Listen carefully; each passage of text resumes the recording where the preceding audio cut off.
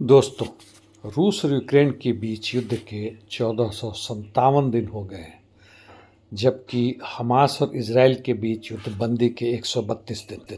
मध्य पूर्व एशिया की, चाहे वह गाजा पट्टी हो, वेस्ट बैंक हो, लेबनान हो, सीरिया, इराक हो, स्थिति अच्छी नहीं है और कहीं से सुधार भी नहीं हो रहा है। ईरान पर युद्ध के बादल मंडरा रहे हैं। आप पीछे देख रहे हैं कि कैसे यूएसएस यानी यूएस का शिप जो एयरक्राफ्ट कैरियर है दूसरा, वह भी अब रविवार तक पहुंच जाएगा इजराइल के खाड़ी में। तथाकथित रूप से युद्धबंदी की बातें चल रही हैं।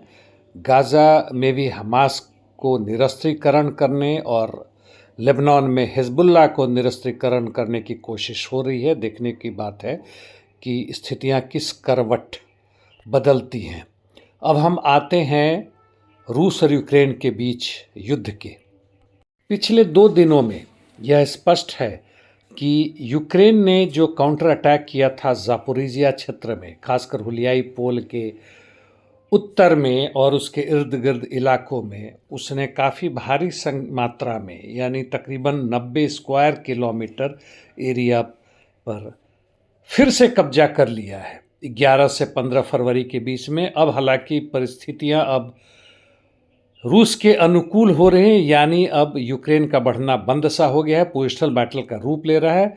और इस बीच में यानी इन हफ्ते में आईएसडब्ल्यू के हिसाब से रूसी सैनिकों ने मात्र 28 स्क्वायर किलोमीटर अन्य जगहों पर कब्जा किया है। ज़ापोरिजिया यदि कारसो के सटे हुए क्षेत्र की बात करें तो रूसी सैनिकों ने पार्किवका और क्राइमी पर कब्जा कर लिया है।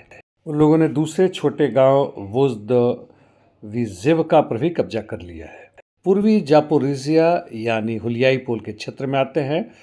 जैसा मैंने कहा, यूक्रेन का काउंटर अटैक जारी है, खासकर उत्तरी फ्लैंक में। हुलियाई पोल के बगल में पश्चिमी क्षेत्र में रूसी सैनिकों ने थोड़ी सी बढ़त ली है।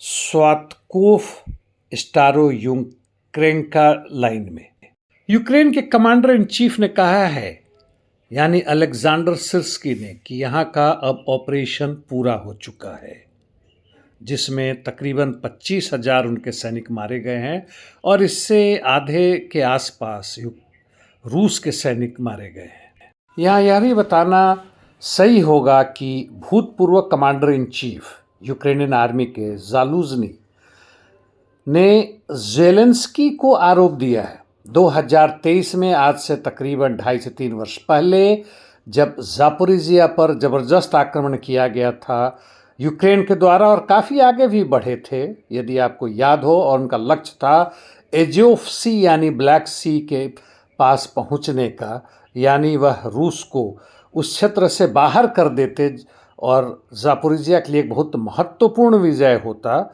ज़ापोरिजिया के माध्यम से, ज़ापोरिजिया के लिए नहीं बल्कि यूक्रेन के लिए। उसका कारण है कि उनका लक्ष्य था सिंगल फिस्ट यानी एक क्षेत्र में ही आक्रमण करने का, लेकिन ज़ेलेंस्की ने यह बात नहीं माना और उन्होंने कई क्षेत्रों में पूरे फोर्स को बिखेर दिया, ज़ापोरिजिया के कई क्षेत्रों में और चासिव यार या बाखमुत के क्षेत्र में भी।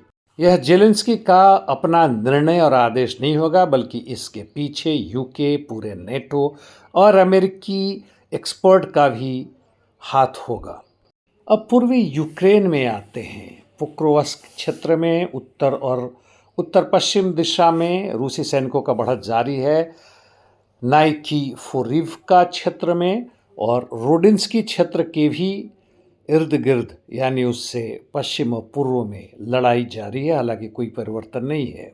कॉन्स्टांटिनिवका की तरफ लगातार रूसी सैनिकों का बढ़त जारी है। पोक्रोवस्क, टॉर्स्की, चासिव यार और यहाँ तक कि सिवर्स्क से भी पश्चिम की तरफ और स्लोवियान्स्की की तरफ ही बढ़त जारी है। नॉर्थ ईस्ट यूक्रेन में आते हैं, जहाँ तक लाइमान का बात है। रूसी सैनिक कई क्षेत्रों से, कई दिशाओं से जो लगातार हो रहा है, हालांकि धीमी गति से, ऐसा लग रहा है पोजिशनल बैटल जारी है, बढ़ रहे हैं। और यह रिजनिकिवका क्षेत्र में यानी दक्षिण पूर्व से और उत्तर पश्चिम से भी क्रिवाल्यूका क्षेत्र में आगे बढ़े हैं। उत्तर पूर्व दिशा से भी वह यूक्रेन की तरफ बढ़ रहे हैं, जाकिटने के दक्षिण क्षेत्र से। कुपियांस्क में यूक्रेन का काउंटर अटैक धीमी पड़ जाने के बाद से रूसी सैनिक फिर से पेट्रोपावलिवका और दक्षिण पूर्व यानी कुर्लिवका क्षेत्र से आगे बढ़ रहे हैं। कुपियांस्क सिटी के लिए भी लड़ाई जारी है। खार्कोव के उत्तर यानी वोल्चांस्क क्षेत्र में, जैसा पहले हम देखते आ रहे हैं, रूसी सैनिकों का बढ़त जारी है। और अभी पता चला है कि लिप्टसी क्षेत्र में एक छोटे से जगह ज़ेलेनोई में फरवरी के शुरुआती दौर में ही रूसी सैनिकों ने कब्जा कर लिया है। हालांकि लिप्टसी क्षेत्र में कोई खास परिवर्तन नहीं है।